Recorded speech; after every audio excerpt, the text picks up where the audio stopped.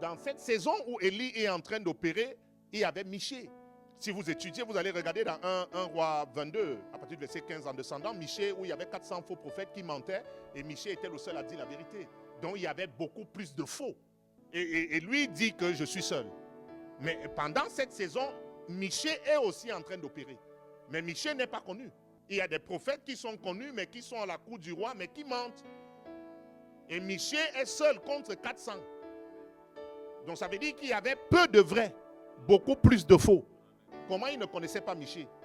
Parce que quand tu vois le caractère de Michée, Michée ne pouvait pas être un fils de prophète ou un jeune prophète. Non, un prophète qui arrive à prophétiser devant 400.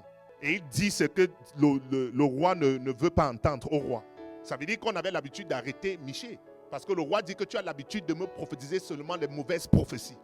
Donc Michée était la qualité que quand Dieu parle, il parle. Même s'il y a 400 prophètes en face qui disent la même chose, il dit ce que Dieu lui a dit. Ça veut dire qu'il a vraiment le vrai caractère d'un prophète. Être connu ne veut rien dire. Je vous ai dit, ça ne veut rien dire.